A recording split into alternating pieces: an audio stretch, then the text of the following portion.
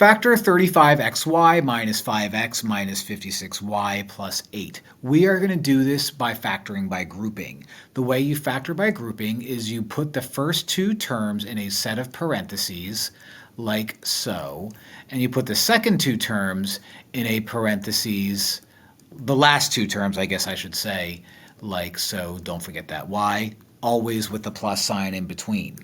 Now factor each parentheses on its own. I can pull out a 5 and I can pull out an x. So let's pull out a 5x. When I do that, I am left with 7y minus 1.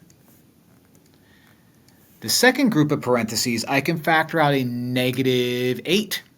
Now I'm factoring out a negative 8 because I want this to look like that. If I pull out an 8, it's going to leave me with negative something. But if I pull out a negative 8, like that, then that's going to make it a little bit better. So if I factor out a negative 8, dividing negative 8 from negative 56y is going to be 7y. How about that? Minus 1, because 8 divided by negative 8 is negative 1. Now I've noticed, oh, wait a minute. I have the same parentheses in common.